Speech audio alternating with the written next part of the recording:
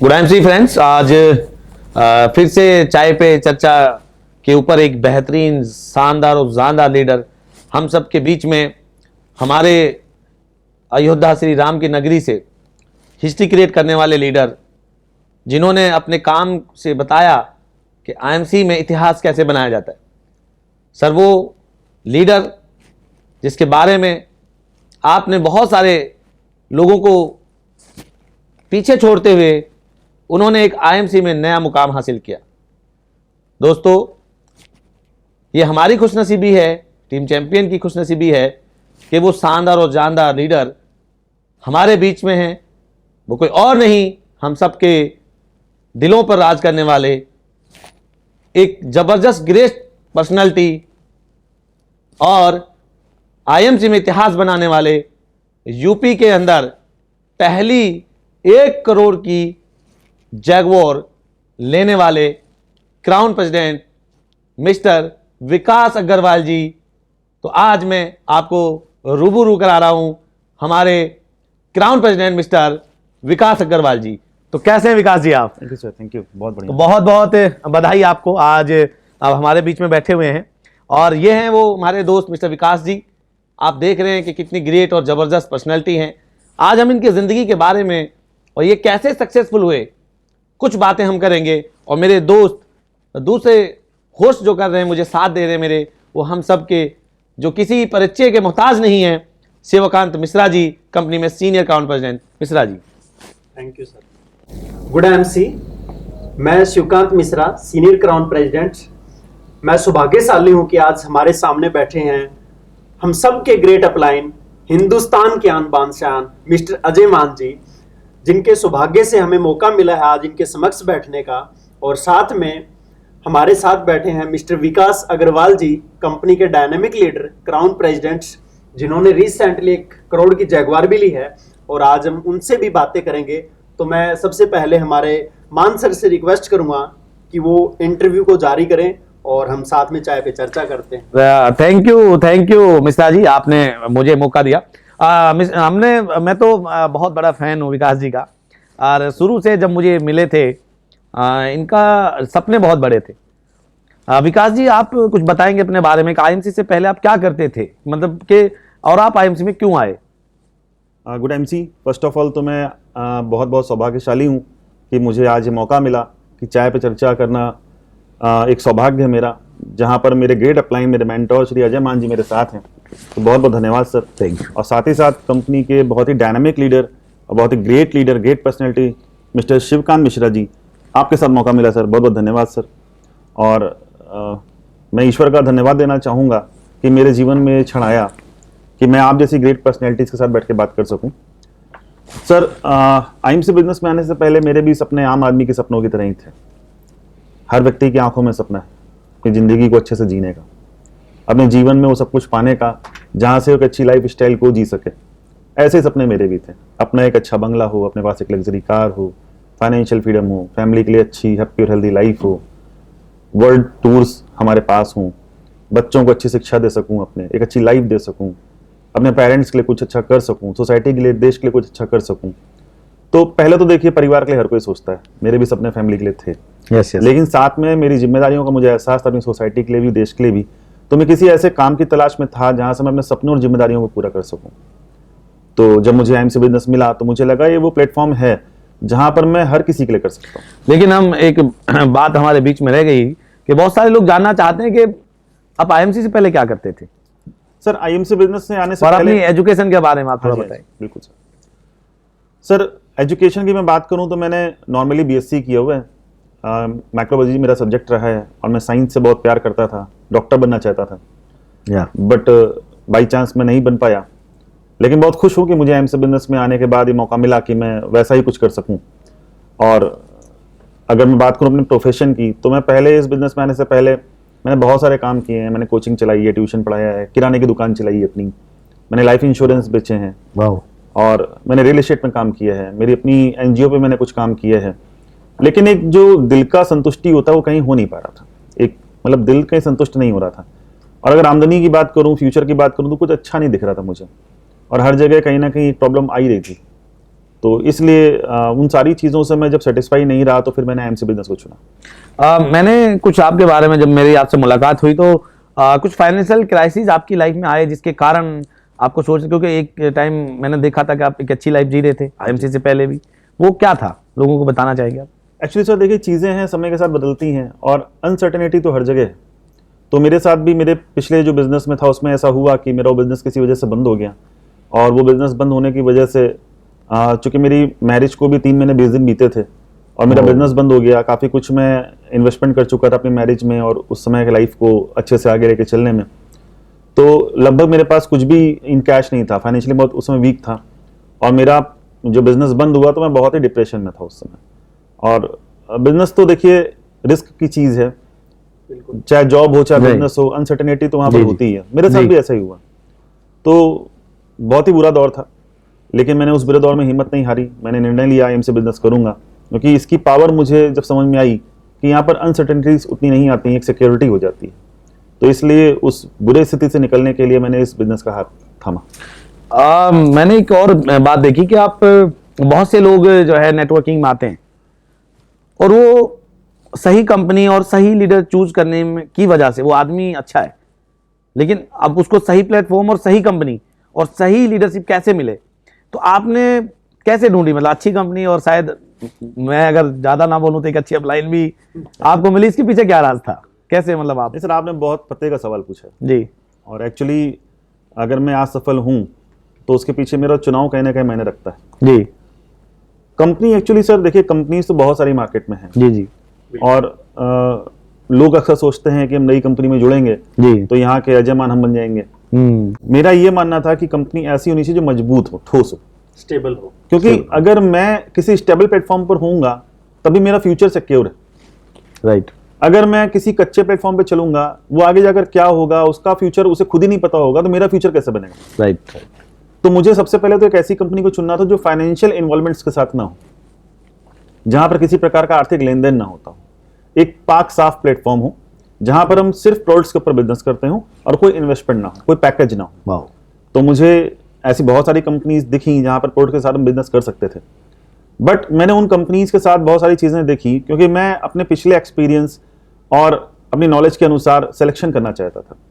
तो बहुत सी कंपनीज मेरे सामने आई, बट मैंने मैनेजमेंट और कंपनी की शुरुआत, कंपनी का ग्रोथ, मैनेजमेंट का कंपनी के साथ इन्वॉल्वमेंट, उनका डेडिकेशन क्या है डायरेक्ट सेलिंग कंपनी के लिए उनका, साथ ही साथ हमारा जो प्रोडक्ट है वो मार्केट से अलग कैसे है।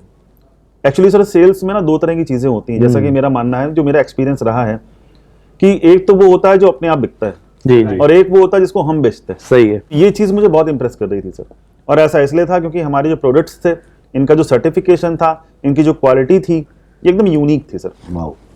इसने मुझे बहुत इंप्रेस किया। और इसके बाद मैंने जब बिजनेस प्लान में फोकस किया तो मैंने कहा वाओ, मेरे मुंह से इसलिए निकला क्योंकि मैंने देखा कि पूरा बिजनेस प्लान एकदम crystal clear, there is no hidden term और कंडीशन। वाओ। और इस पूरे बिजनेस प्लान में हमको ये कहा गया कि आप कितना भी पैसा कमा सकते हैं, क्योंकि यहाँ पर किसी भी प्रकार का कोई भी हिडन टर्म और कंडीशन नहीं है, किसी भी इनकम पर कोई कैपिंग नहीं है। वाओ। सबसे बड़ी बात है। डायरेक्ट सेलिंग बिजनेस में आपको कहा जाता है कि आप यहाँ पर अनलिमिटेड कमा सकते हैं, लेकिन जब लिमिट लगा दोगे तो कैसे कमाएंगे? कैसे कमाएगा? सही है। लेकिन मैंने अपनी नॉलेज के अनुसार, तो मैं यहाँ कहना चाहूंगा, आप सभी से कहना चाहूंगा कि मेरी नॉलेज के अनुसार ये वर्ल्ड का एकलौता ऐसा बिजनेस प्लान है जहां पर कोई कैपिंग ही नहीं है। अगर आप में दम है तो दुनिया का सबसे बड़ा आप पैसा कमा सकते हैं इस कंपनी के साथ।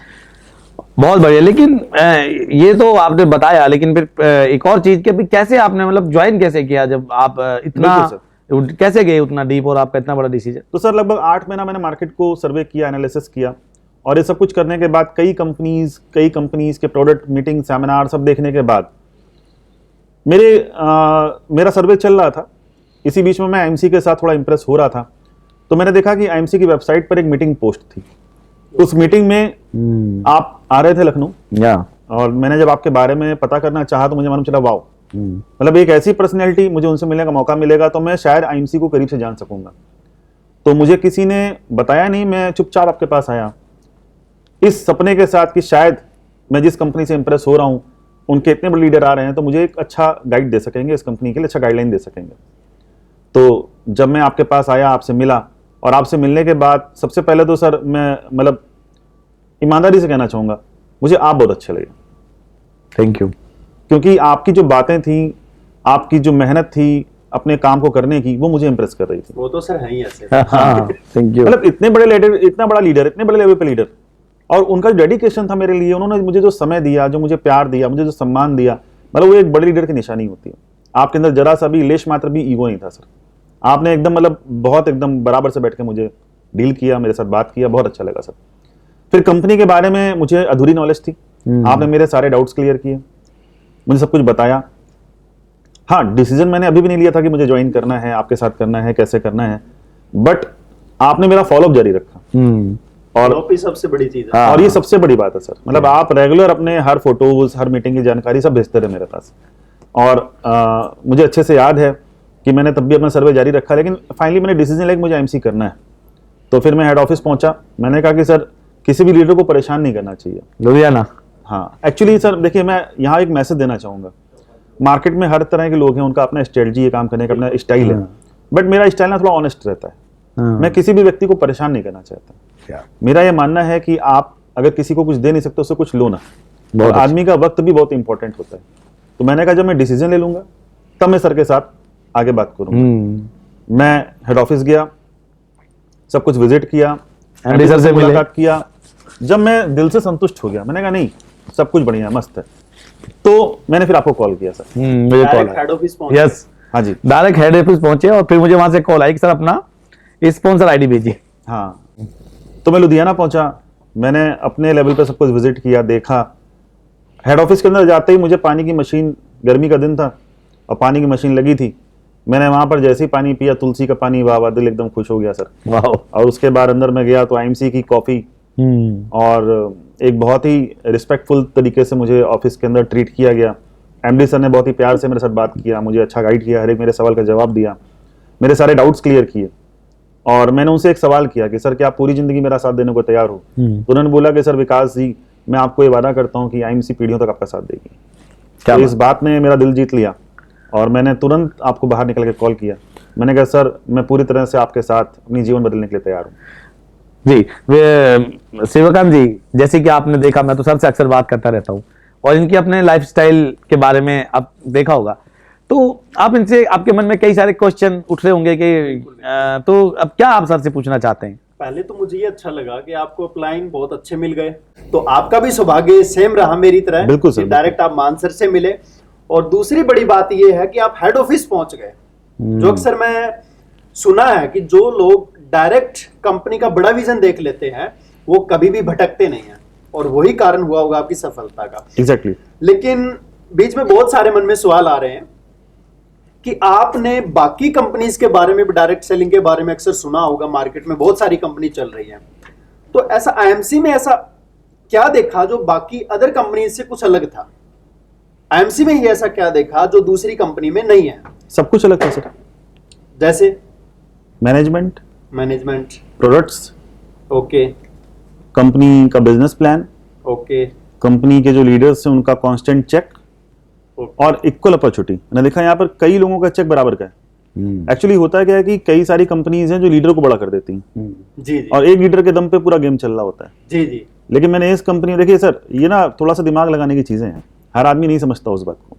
तो थोड़ा सा मेरे पास जो छोटा सा ज्ञान था उसको मैंने लगाया कि यहाँ पर एक व्यक्ति नहीं कमा रहा है, यहाँ पर हर व्यक्ति बराबर से कमाने की कोशिश कर रहा है, और जो मेहनत कर रहा है वो कमा रहा है, कोई किसी को भी पीछे छोड़ सकता है। तो इसलिए मैंने इस कंपनी को चुना क्योंकि सब कुछ अच्छा था, और इन लास्ट हम जिसके लिए आए हैं, पैसे कमाने का रास्ता, वो एकदम पाक साफ था। वो ऐसा था कि यहाँ पर कोई भी आके जीवन बदल सकता है। और मैं आपको बताना चाहूंगा सर, आपके सवाल से अलग थोड़ी सी बात, कि जब मैंने इस कंपनी को ज्वाइन किया तो मुझे बहुत सारे लोग मिले भी फील्ड में। उन्होंने कहा कि विकास जी, आपको डायरेक्ट सेलिंग करना था तो आपने आईएमसी क्यों चुना? 8.5 साल 9 साल पुरानी कंपनी हो चुकी है, अब यहाँ क्या बचा है? यहाँ तो लोग पहले से ऊपर पहुंच गए हैं, टॉप लीडर्स हैं, वो ऊपर बैठे हैं, आप उनको कैसे पीछे छोड़ोगे? सही बात है। तो मैंने कहा सर, मेरे से पहले कितने जुड़े मायने नहीं रखता है, मैं कब जुड़ा और मैं क्या करूंगा मायने ये रखता है।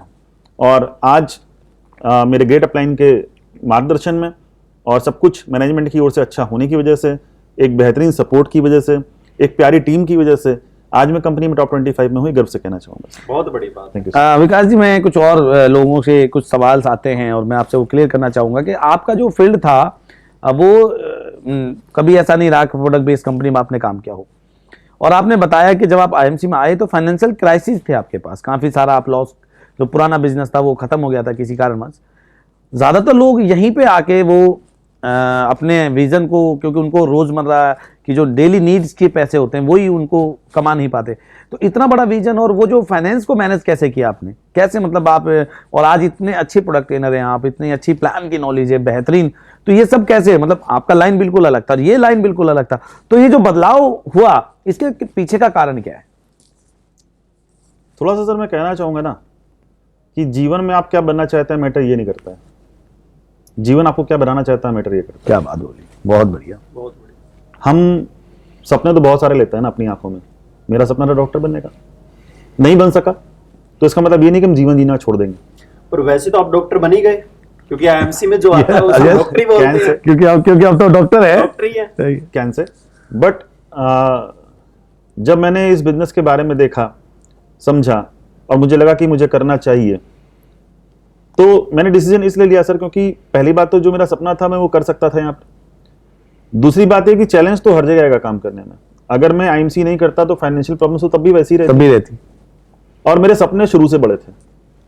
हम किस प्रोफेशन से सपनों को अपने पूरे कर पाते हैं मैटर ये नहीं करता है, सपने पूरे करना मैटर ये करता है, क्योंकि सपने मेरे हैं। अगर मैं किसी प्लेटफॉर्म को नहीं अचीव कर सका कि वहां से सपने पूरे कर सकूं, तो सपनों से कॉम्प्रोमाइज नहीं करना है, उनको तो पूरा करना ही है। और डायरेक्ट सेलिंग एक ऐसा प्लेटफॉर्म है जहां पर हम सपने पूरे कर सकते थे, और ये एक ऐसा प्लेटफॉर्म था जहां बिना इन्वेस्टमेंट किए पूरे कर सकते थे। बिल्कुल। अब यहाँ पर आईएमसी मुझे अच्छा लगा, फाइनेंशियल प्रॉब्लम मेरे सामने थी, और शुरुआती इन्वेस्टमेंट और एक्सपेंसेस तो होते ही हैं। बिल्कुल। तो ऑनेस्टली कहना चाहूंगा कि कई जगह पर मैंने आपको यूज किया, जो अपलाइन को लोग करते हैं, मैंने कहा सर आप मुझे आकर सपोर्ट करो, और मैं मतलब बहुत गर्व से कहना चाहूंगा, बहुत ही धन्यवाद देना चाहूंगा कि जब मेरे पास कुछ भी नहीं था, मतलब कुछ भी नहीं था, इवन शायद मेरे अपने भी मेरे साथ उतने खुल के नहीं थे, उन्हें लगता था पता नहीं क्या करेगा, उस समय आपने मेरा साथ दिया सर। एक बहुत अच्छी बात आपने कही सपनों की। मैंने एक बहुत बड़ा आपके अंदर विजन देखा कि एक टाइम में जब पहली बार आपसे मिलने आया तो मेरे पास वरना कार थी, काम स्टार्ट किया तो मैंने शायद इनोवा ले ली थी, लेकिन जब आपने बिजनेस स्टार्ट किया तो मैं जैगुआर लेकर आया। उतना बड़ा सोच के अभी आप स्टार्टिंग में हैं और कुछ ही रुपए भी उतना नहीं आ रहा, इतना बड़ा सपना कि मैं भी जैगुआर लूंगा, वो क्या बात थी? कुछ तो आप मुझे सपोर्ट कर देते थे, मतलब इनडायरेक्टली एज अपलाइन जो आप आते थे करते थे तो सपोर्ट हो जाता था मेरा, और आपके जाने के बाद मैं उससे ज़्यादा कोशिश करता था। एक्चुअली लोग क्या गलती करते हैं कि अपलाइन के साथ काम करते हैं फिर घर पे आराम करते हैं। अच्छा, बैठ जाते हैं, हाँ, इस्तेमाल करते हैं। इस्तेमाल हो गया। मैं क्या करता था, मैं आपसे सपोर्ट तो लेता था, लेकिन आपके जाने के बाद फिर उसके ऊपर मेहनत करता था, नहीं कि आप 10 गुना काम आ गए। यस एग्जैक्टली सर, और मैं रिजल्ट में कन्वर्ट करता था उस चीज को, जो आपने मुझे मेरे लिए एक बीज बोते थे हर जगह, मैं उसको पेड़ बनाने के लिए कोशिश करता था। अब उसमें चैलेंज तो आता ही था, फाइनेंशियल प्रॉब्लम्स थी ही, तो मेरे पास जो कुछ भी होता था मैं उसको लगा देता था, क्योंकि मुझे एक ट्रस्ट था कि आज मैं ये बीज बो रहा हूं तो कल एक ऐसा पेड़ बनेगा जो पीढ़ियों तक मुझे पैसा देगा। एक ट्रस्ट था, एक विश्वास था अपने अंदर। सबसे बड़ी बात यह है ना कि लोगों में अपने काम के प्रति विश्वास नहीं होता, इसलिए वो कर नहीं पाते, स्टेप नहीं ले पाते। मेरे अंदर विश्वास था खुद के ऊपर, अपने काम के ऊपर। दूसरी बात यह सर कि जो कुछ भी मेरे पास था, जो मेरे पास गोल्ड था या जो भी ऐसी चीजें थी जहां जिसको मैं काम में लगाने के लिए उसको बेच सकता था, मैंने वो सब कुछ हटा दिया अपने पास से, उसको कैश किया और अपने काम में इन्वेस्ट किया, क्योंकि ये चीजें ना आपके बुरे समय पर साथ देने के लिए होती हैं, संभाल के रखने के लिए नहीं होती हैं। जो लोग इसको संभाल के रखते रहते हैं उनका बुरा वक्त चलता रहता है, और जो इसको बुरे वक्त पे इस्तेमाल कर लेते हैं उनका अच्छा वक्त आ जाता है। तो ये बात मैंने कहीं सुनी थी, मैंने उसको इंप्लीमेंट किया, मैंने बुरे वक्त पर उनका इस्तेमाल किया, और मैं गर्व से कहना चाहूंगा कि उन चीज़ों ने मेरा सपोर्ट किया। मैं फाइनेंशियल प्रॉब्लम से बाहर निकला, मैंने काम को बड़ा किया, मेरी आमदनी आने लगी, और आज आमदनी इतनी बड़ी हो गई कि जो चीज़ें मैंने बेची थी उससे कई गुना ज़्यादा आज मेरे पास फिर से आ गई। क्या बात। Thank you sir. और इसके अलावा सर आपने मुझसे जो एक नेक्स्ट क्वेश्चन किया है, एक्चुअली सर देखिए मेरा एक सपना था वैगनार लेने का। वैगनार पहुंच के जगह पे। सबका सपना है, पीछे हार तो लगा ही हुआ है, हार लगा हुआ पीछे, ठीक है। बट सपना था वैगनार का, और पिछले बहुत सारे काम किए मैंने। एक पल्सर बाइक मेरे पास हुआ करती थी, मैं आपको बताऊं बाइक बदलने का पैसा नहीं कमा पाया, वैगनार तो दूर की बात थी। इस बिजनेस में मैं आया तो 15 महीने के बाद मैंने कार ली, i20 एक्टिव, वैगनार से लगभग दुगनी कीमत की कार थी। मैं बड़ा खुश था, मैंने कार ले ली, मेरी फैमिली खुश थी, सब बढ़िया था। उस पे आपने ये कांड कर दिया सर। हाँ। हमें भी बताओ। आपने उसी वक्त ले ली जैगुआर। जैगुआर, अच्छा। मतलब मैंने कार लिया, 5 महीना बीता, आप ले आए जगुआर। अब जिस कार में चल के मुझे बड़ा अच्छा लगता था, जैसे ही मैं जगुआर में बैठा वो खराब लगने लगी। होता है उस अक्सर, बड़ी कार में बैठने के बाद मतलब छोटी कार उसके अंदर अच्छी मुझे बैठते ही लगा कि मैं कहाँ बैठ गया, हम्म। अपनी वाली समझ में नहीं आ रही थी। अब वो मेरी ड्रीम कार हो गई। तो जिस दिन आपने जगुआर लिया और मुझे बैठाया, तो जब तक आपने लिया तो मुझे तो बहुत अच्छी फीलिंग आ रही थी, लेकिन बैठने के बाद वो मेरा सपना बन गया। और मैंने उसके अंदर बैठ के आपसे बोला था कि मैं इसको लूंगा सर, और आज आपकी गाइडलाइन में मैंने 17 फरवरी 2021 को इसको अचीव किया। इसके लिए सर बहुत बहुत धन्यवाद आपका। Thank you. मैं समझाता हूँ कि सफलता दर्द की कोख से जन्म लेती है, और क्योंकि ये सफर जो बोला जा रहा है, ये ऐसी चीजें हैं जो बताई जा रही हैं, पर इसके पीछे कुछ और इनके जीवन में एक टाइम ऐसा आया था कि जब लगा कि शायद आदमी क्योंकि परिवार अल्टीमेट, हम सब परिवार के लिए काम करते हैं, जिसके लिए काम करते परिवार ही है। हाँ, तो इनके जीवन में एक ऐसा घटना घटी जो मुझे भी शॉक कर गई इनको।